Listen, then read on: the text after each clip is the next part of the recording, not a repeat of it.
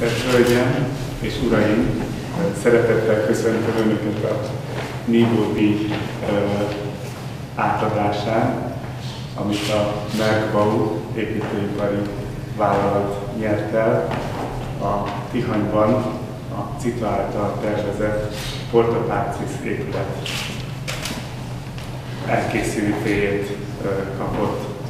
Megkérem Knáb János, a Merkbau építőipari Kft-nek a műszaki igazgatóját, hogy köszöntse az együttműködést. Köszönöm szépen! Szeretettel köszöntök mindenkit, kedves irányítók, kedves vendégek! Emlékeztették mindenkit, hogy egy apróságon múlott az, hogy a Merkbau Kft. Lett a kivitelezője ennek az épületnek. Ilyen egyezőség, áregyezőség egy projektünkön sem volt, hogy forintra, fillérre ugyanazt az árat mondtuk, mint a konkurencia, és egy egyéb szempont, egy talán garanciális szempont volt az, amivel sikerült megnyernünk ezt az épületet. Úgyhogy tulajdonképpen ez az apróság, ami miatt mi itt labdába rúghattunk, és hát azt gondolom, hogy ilyen apróságokból, apró szerencsénkből, vagy talán mégse szerencse volt, ezt így már többször föltettem ezt a kérdést magamra. Nagyszerű dolgok születtek. Egy jó munkakapcsolat ki közöttünk, a résztvevők között egy szép épület alakult ki, kiváló barátságok köttettek a projekt során, kellemes hangulatú együttlét, aminek részesei lehetünk a munka végeztével, szakmai elismerést kaptunk a projektért, és hát nagyszerű dolog, hogy az idei évben 25 éves Merkbau Kft. Ma itt lehetünk Tihanyban a Nívódíj elhelyezése okán. Tihany az egyik szent helye, egyik égköve Magyarországnak. A kisebbik lányunk ilyen osztályprogramon járt itt nem olyan régen, és hát hétvégén, mikor találkoztunk, azt mondta, hogy apa, ide vissza kell jönnünk. Úgyhogy ennek így nagyon örültem, mert egy picit azt gondolom, hogy mi is részesei voltunk ennek a apa, ide vissza kell jönnünk felszólításnak, felkiáltásnak, és hát feltételezem, hogy sokunkban megfogalmazódik ez a gondolat, amikor itt járnak újabban Tihanyban. Hát bízom benne, hogy a munkánkkal hozzá tudtunk járulni ahhoz a gondolathoz, hogy az ide látogatókban is ez fogalmazódjék meg, és tényleg többször visszalátogassanak ide. Sokáig nem szeretném a szót húzni. A végén egy kis köszönet, köszönöm a megrendelőnek a bizalmat, köszönöm a tervezőknek az együttműködést, a műszaki ellenőr úrnak az együttműködését, köszönöm a munkatársaimnak a itt elvégzett munkáját, és köszönöm a Nívódíj Bírálóbizottságnak a elismerést. Gratulálok mindenkinek!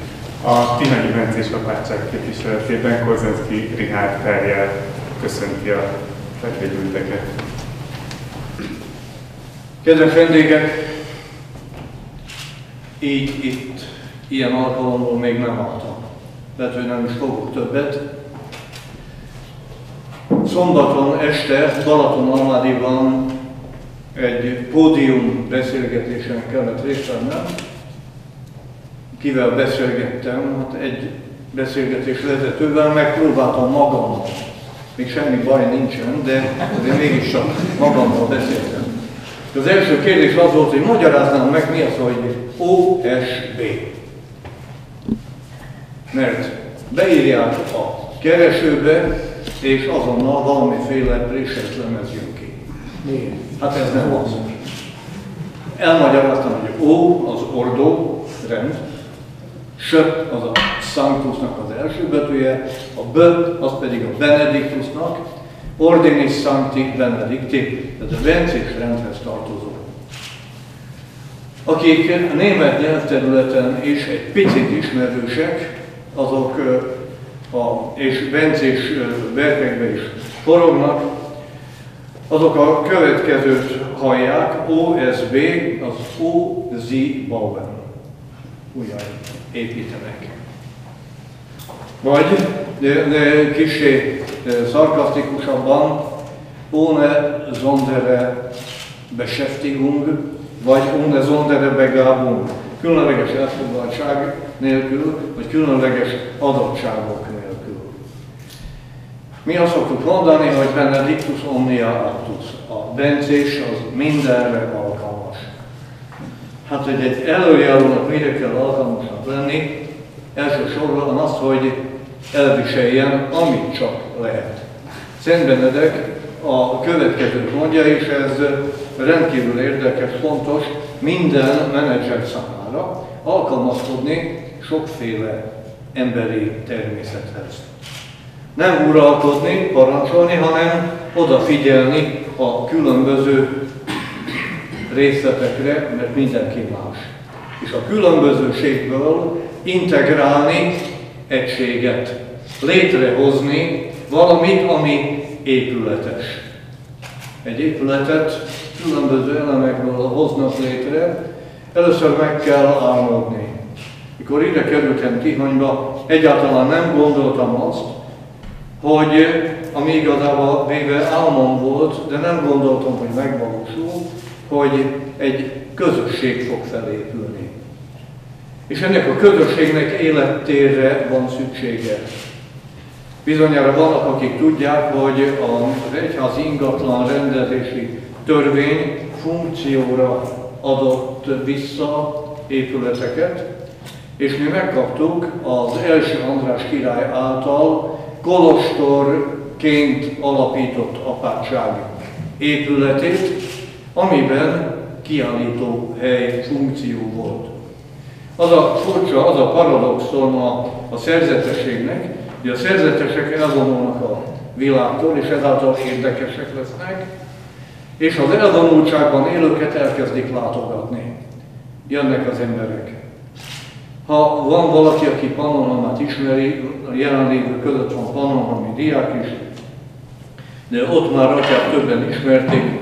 Amikor Pannonhalmán igazgató lettem, akkor súgja nekem, ott már atya, tudod, el akartam vonulni a világból, és képzeld, most rendezem a 20. bálomat. Hát, de paradoxon, hogy az elvonultság és a nyilvánosság, a nagy tömegekkel való találkozás. Valahol ennek a feszültségében élünk mi itt. Jöttek a turisták, jönnek, és remélem, hogy jönni is fognak. És a turistákat fogadni kell. És nagyon örülök annak, hogy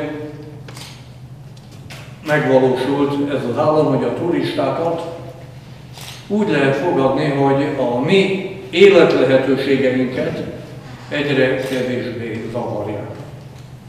Turistát fogadni kell, valahol fogadni kell, tájékoztatni kell.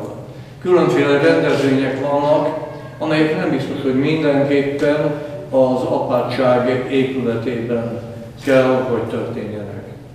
Nagyon örülök annak, hogy két fiatal rendtársammal a Szentföldön együtt járván, és látva fogadó épületet, az egyik hatóság képviselője sikerült meggyőzni arról, hogy igen, nekünk tényleg szükségünk van valamiféle fogadó épületre. Tehát kellett először, hogy zöld utak nyíljanak, és utána kellett, hogy pénz teremtődjék hozzá. A pénz az sosem csöppen csak úgy, mindenképpen szükség van arra, hogy az ember meg tudja fogalmazni, hogy mire is kell a pénz, és akkor meg kell találni a helyet, tárgyalni kell, véget nem érő tárgyalások. Az én életem most már körülbelül 10 éve abból áll, hogy újra és újra megfogadom, hogy soha többet építkezéssel nem fogok foglalkozni. Még mielőtt ez az építkezés, ez a beruházás elkezdődött volna, is volt már ilyen nagy, nem esküm, nagy kijelentésem. Részben magamnak, részben másoknak. Itt vagyunk ebben az épületben, ami felülről, kívülről közel se látszik akkorának, mint amekkora. Hogy ez ekkora lehetett, mi magunk is csodálkozunk rajta, de kicsit, meg kell, hogy mondjam. Amikor az iskolának valamilyen rendezvénye van, nem tudjuk behozni ide már a szülőket, de nincsen ennél jobb hely arra, hogy a zeneiskola diákjai vizsgakoncertet tartsanak. De kicsi. De van, és örülünk neki. Tudták, merték, tették, megtették, oda csinálták, az ország legszebb helyére, az egyik legszebb templom mellé Lenin mauzóleumot építettek. Találkoztunk ezzel a kör e-maillel, ami sok száz vagy ezer példányban megjelent. Hogy miért olyan, amilyen ezen lehet vitatkozni, nem akar épület lenni. Egy funkció akar itt megvalósulni, és ennek a funkciónak a megvalósulására kitűnően alkalmas ez. Lehet vitatkozni az épületről, teljesen felesleges. Itt most ez van, és hogy van, oda szakemberek kellettek, nem is akármilyenek, mérnökök kellettek, és a legjobb mérnök is képzelhet akármit. Nekem elmagyarázta egyszer, egy nagy előadásban hallottam, hogy mi is a különbség az értelmiségi és az iparos között. Az iparos meg tudja csinálni azt, amit az értelmiségi kigondol. Nem biztos, hogy fordítva is így van.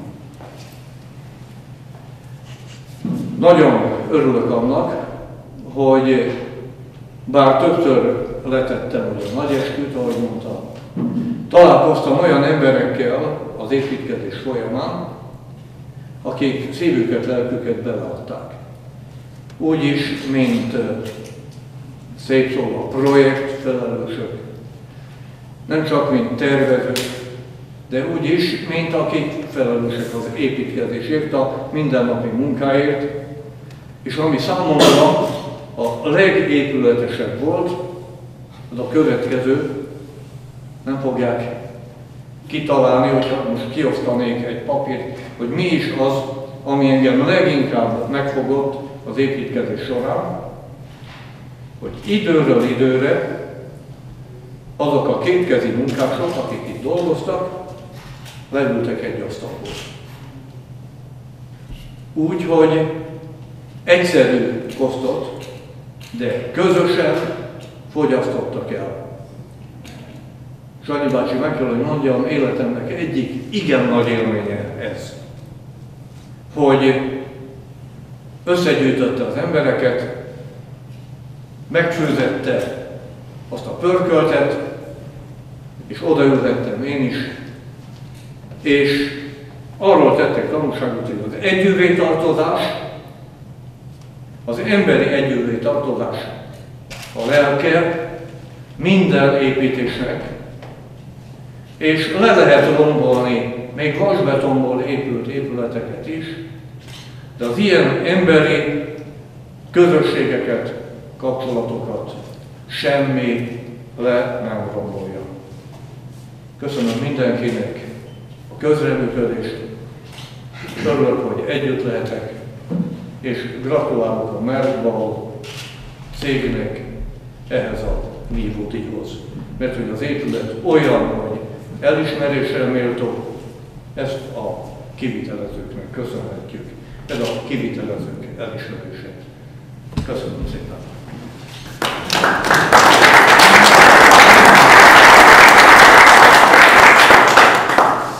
Megkérem Golda Jánost, a Magyar Művészeti Akadémia tagját, hogy mondja el beszédét. Kedves ünneplő barátaim! Az építés egyfelől szenvedély, hatalmas szenvedély, nagy játék, másfelől viszont nagyon komoly dolog.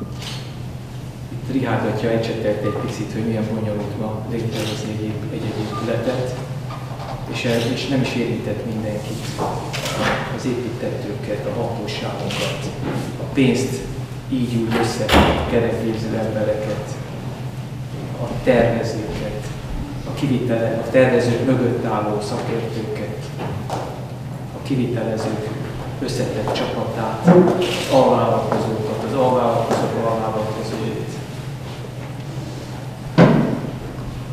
és azokat a konkrét embereket, akik itt végül is fizikailag megépítették ezt a házat. Ennek az egésznek a sűrítménye, azt úgy hívjuk, hogy építészet. És azon szeretnék egy picit gondolkodni, hogy milyen építészet is ez, amit itt megjelenik körülöttünk, és ebben most ülünk. Ugye azt szokták mondani, hogy a régi elődeink, az ősember közösségei a barlangban találtak menedéket, és tudtak szembe szegülni az őket körülvevő káosszal. A barlangnak kettős funkciója volt. Egyrészt nyugalmat, menedéket, védelmet nyújtott nekik, biztosította a pihenést és az alvás lehetőségét, az alváson keresztül az álmot, az álmodást, és az álmokon keresztül pedig a művészetet, a képzeletet és a művészet felszabadítását. És sem bizonyítja ezt jobban, mint az, hogy már nagyon korán megjelentek ezeknek a barlangoknak a falán az első rajzok és festmények. De volt egy másik funkciója is a barlangnak, hogy lehatárolt tér volt, a végtelen, kiismerhetetlen és ellenséges káoszból lehatárolt tér, amelyik eligazított a külső káoszban egy belső biztonságot, egy belső központot, egy belső rendet eredményezett. A maga az is, amerre a barlang szája nézett, az is kijelölt egyfajta tengelyt, ahol vissza lehetett alkalmasint találni. Külső káosz és belső rend, ez az építészetnek az alapképlete, ennek a folyamatos időről időre való újrafejtése és újra válaszolása. Utána itt ezen a helyen, ahol vagyunk, itt 2000 évvel ezelőtt egy nagy civilizáció már készített magának egy rendet, a görög képzelőerő és a római gyakorlatilasság szintéziséből létrehozott egy nagy kultúrát, egy nagy civilizációt, ami ezt a területet is, ezt a közvetlen Balatonfelvidéket is lakhatóvá tette, belakta, és létrehozta azokat az eligazgadási pontokat, amik nyugalmat, biztonságot adtak az akkor élő embernek, és tájékozódást az akkori káosz körülményei között. Aztán ezek a rendek és ezek a civilizációk időről időre megborulnak, fölbomlanak, elpusztítják őket, és újak jelentkeznek. Hatalmas pusztítások jelentkeznek, amiknek általában az építészet a szenvedő alanya, de mindig újra kezdi. Mindig újra kezdi. Amikor 1000 évvel ezelőtt itt megjelentek a bencések, akkor az is egy nagy újrakezdés volt. Egy olyan, Rigád atya említette Szent Benedeknek a rejtjét és az erejét, az közösségépítő erejét. Abban az időben az volt a feladat, hogy egy befelé figyelő, befelé koncentráló, kohéziós védelmű rendet hozzon létre egy monostor falai között. Az elpusztult civilizáció. Lehet, hogy akkor még itt látszottak a római romok helyenként, ahol nem tudom pontosan, hogy hol voltak itt települések, meg városok. Elképzelhető 500 évvel a pusztulás után még voltak bizonyos romok, amiket láttak is, nem tudom. De mindesetre elkezdtek egy új világot felépíteni, aminek a iránytűje a belső közösségi rend és egy vertikális figyelem.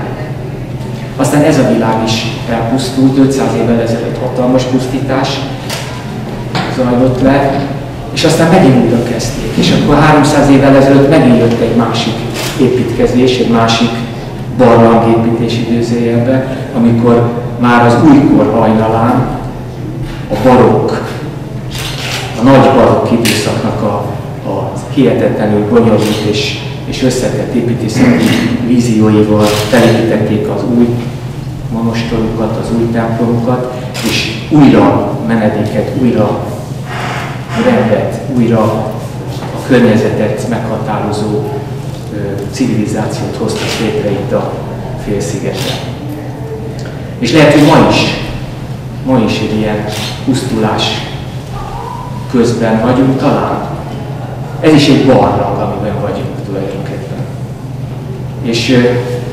És jól kell érteni azt a világot, ami körülvesz minket, mert egyfelől hihetetlenül gazdag és összetett, másfelől pedig hatalmas kihívások és hatalmas pusztítások mennek végbe a környezetben és az ember lelkében is. És az ember lelkében érzi, hogy újra szüksége van pontos és biztos menedékekre. A társaiban, a kis közösségeiben, a nagyobb közösségeiben és az építészetben is. Ez a barlangépület, ez nagyon radikálisan és nagyon pontosan ad választ azokra az építészeti kérdésekre, amik ma szétfeszítik a környezetet. Túlépítettség, vizuális és környezeti szennyezés, és egyfajta káosz vesz minket körbe, és ebben a káoszban minden építésznek és minden építőnek kutya kötelessége befelé figyelni, először megteremteni a belső rendet, és ezt a belső rendet az épületben, a rábízott épületben visszatükrözni, létrehozni. Ez az épület azzal, hogy bebújt a föld alá, eltüntette saját magát, és egy mesterségesen kialakított kő barlangszájjal tengelyt jelöl ki a barokk templombomlózat felé, ezáltal bekapcsolja magát az univerzumba tulajdonképpen, mert ugye a templom keletelve van, az egész Balatonnak az eligazodási pontja, mindenhol azt nézzük, hogy észrevegyük a Tihanyi apátságot. Úgyhogy amikor itt vagyunk, akkor benne vagyunk a Kárpát-medencében, ezt érezzük a bőrünkön. És ugyanakkor belül ad egyfajta biztonságot az elfáradó. Ma mindenki fáradt, ugye mindenki vándor, mindenki hajszolja magát és turistaként tevékenykedik, és ezeknek a vándoroknak, fáradt vándoroknak enyhet ad. Le lehet ülni egy picit, WC-re lehet menni, meg lehet könnyebbülni, egy kicsit hűsülni, tehát biztonságot ad, megpihenési lehetőséget ad, és ezáltal rendet teremt, rendezi az ide látogatóknak a belső lelkét. Mindaz, ami ezen túlmenően ilyen stilisztikai rocsifecsi, az teljesen mellékes és értelmetlen, mert itt nagyon komoly mondatok vannak kimondva az építészet nyelvén, amit jól kell tudni meghallani mindenkinek, és szerintem az emberek érzik is a bőrükön. Az építészet a bőrön áthat. Úgyhogy én ezt elsősorban a citának, és másodszorban pedig a kivitelezőknek, és hát természetesen az egészet egyben a Bence és Rennek és irányítatjának köszönöm meg, mert az épületet nem az építészek építik, és nem is az építők, hanem az építető építi magának. És amikor dilemmáit feszegeti, vagy mondja, hogy soha többet nem épít, akkor igazából azt a dilemmát tükrözi, hogy azért nehéz ma építeni, mert nincs rend. És egy-egy épülettel ezt a rendet egy picit növelhetjük, és itt ez sikerült. Úgyhogy ezt köszönöm mindenkinek. Kérem Bálint Pétert, a Libódi Bizottság elnökségének nevében, hogy szóljon pár szót és adják a Libódi. Nekem is igazgatja jutott eszembe, amikor most itt mielőtt idejöttem, hogy azt mondta, hogy soha többet nem építkezik, mindig többször megfogadta.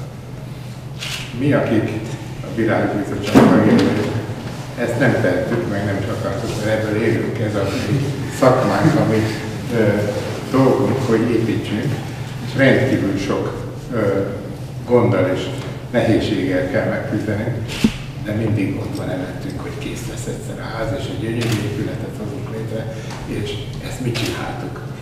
Úgyhogy én azt gondolom, hogy ez a mi örömünk, ezért választottuk talán ezt a szakmát, ezért élünk a Merkbau is, ezért él, és ezért dolgozik, hogy ilyen épületeket hozzon létre, és azt hiszem, hogy ön is azért lépett újból ugyanabba a mederbe, mert valami szebbet, szépet akart létrehozni.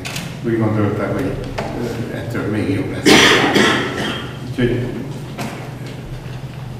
nagyon örülünk, hogy ismét adhattunk a Merkbaunak, adhattunk a Merkbaunak nívódíjat, hiszen ezt már az év végén megtettük. Most azért kötöttük egybe az emléktábla avatást a alvállalkozók kitüntetésével, hogy ne csak a fővállalkozók, hanem a közreműködők is érezzék, hogy egy szép épületben építésében vettek részt. Úgyhogy szeretném megkérdezni a Kft-val, hiszem Kft képviselőjét, hogy elfogadta is a tanúsítványt. Gratulálok! Ugyanek a Murefox Kft.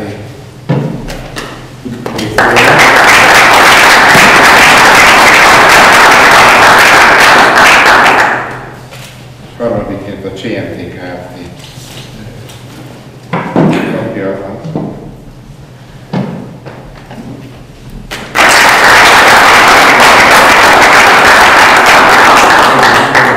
Köszönöm mindenkinek a munkát, és azt gondolom, hogy ez egy jó építkezés volt. Kedves egybegyűltek, akkor nem maradt más hátra, mint két dolog. Az egyik, hogy lelettezzük a szép nívó díjtáblánkat, amire ezután büszkék leszünk az épület mellett is, és utána pedig kérek mindenkit, hogy fáradjon át velünk abba az épületbe, aminek a tengelye, aminek ennek az épületnek a tengelye mutat, és az ottani belső védett kertben, ahol egyfajta rendezettséget tapasztalhatunk meg újra, egy kicsit a barlangi lakomákból is részesülhessünk.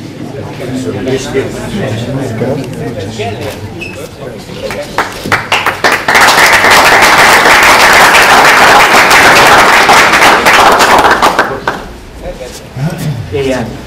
Köszönjük szépen! Egészséggel is. Ez az épület a középület kategóriában elnyerte a 2014. évi építőipari nívódíjat. Fővállalkozó Merkbau építő és kereskedelmi Kft. Katona Ferenc, Vértesajai Ádám, Kisboton, építtető Tihanyi Bencés apátság, Korzenszky Richárd és a közösség, Csizmazia Bulcsú, tervezők, Cita Építésziroda Kft. Cigány Tamás, Pap Róbert, Cseh András, lebonyolító Terra Kft.